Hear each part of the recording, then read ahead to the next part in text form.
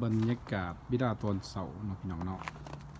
8:30ของวันศุกร์เมืองซอกเล็กซิตี้รัฐยูทาห์เป็นภาพพดที่หนาวสวรรค์เย็น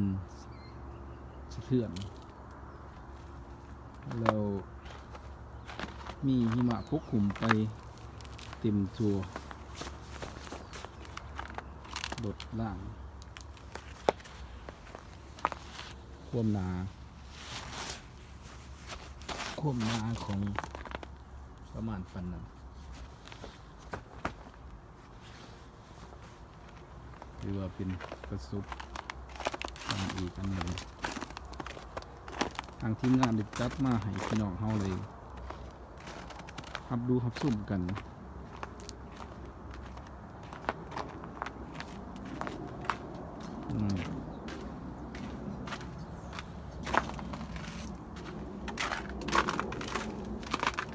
ไม่ค่อยมา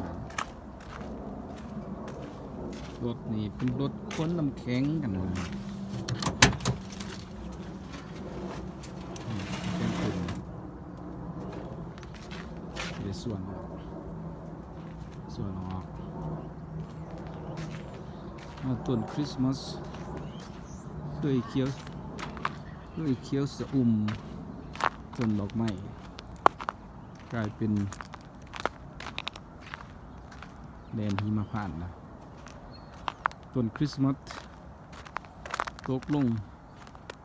เป็นงวยนักหลายงวย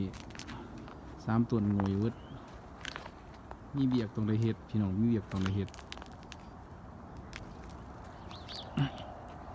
เรื่องนี้3ต้นงวยออกจากหากมันนักหลายแค่นี้ไปผาดใส่เทดือไม่แตกโมหักนกเคยมีบอนอาศัยไฟเพิงกันต้นไม้หักไปอยู่ใส่บันมีเบียบเห็ดพี่น้องมีเบียบเห็ดนักต้นบางใหญ่นึงงวยเวิดอันตราย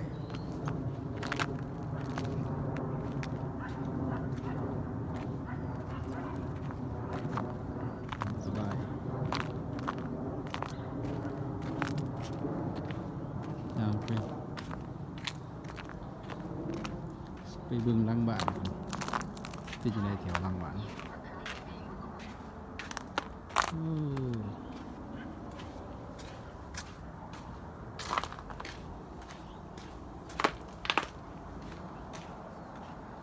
ทางขึ้นเฮือนทางขึ้นขั้นในแค่ในจุดนี้มุ่งงวยมันนักคนไหนเสร็จย่างไปเบิ่งหลังบ้านกับพี่น้องเป็นจังไดโอ้มาตามมาสิพาไ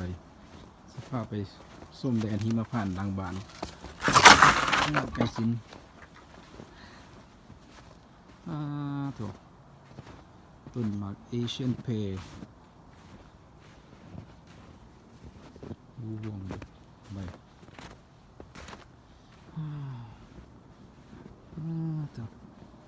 ต้นพริกพักไผ่ตายเวท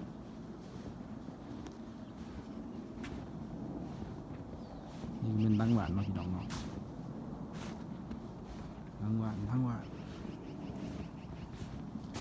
โอ้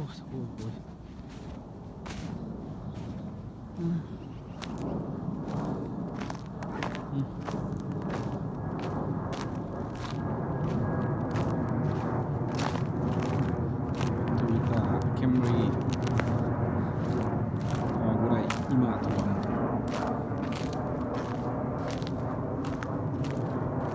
ขั้นไปอะไรหิมะปุ๊บ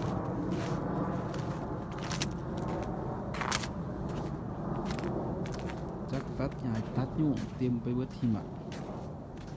เฮ็ดมันอุ่นปุ๋ย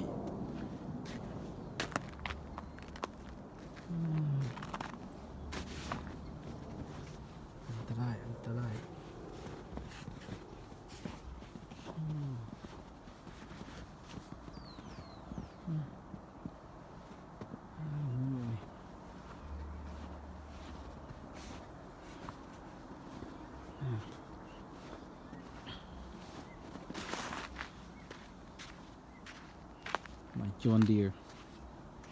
it's okay buy that there นี่เฮ็ดทุกสร้างไม่เฮ็ดเองบ่ทันเดี๋ยวสโนว์มาก่อนหิมะมาก็เลยตกค้างไปได้นี่ก่อน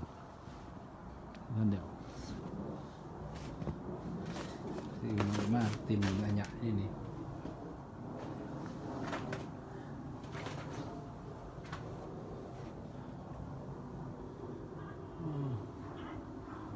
เรียนหน่อยเจดิน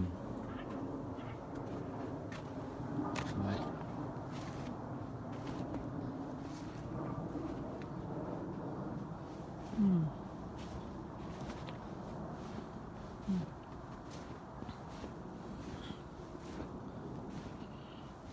โอ้ตุดปลูกบักพริกผักไข่เบ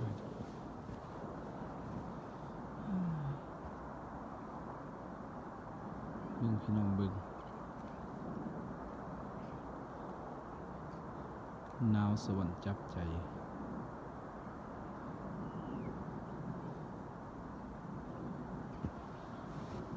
เย็น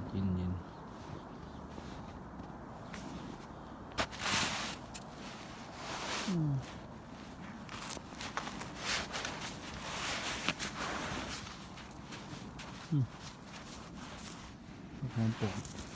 นี่หอมปกนี้โคตรควบหนาวคืออย่างหอมปกบ้านเฮาโอ้หิมะตกยังบ่เปื่อยเลย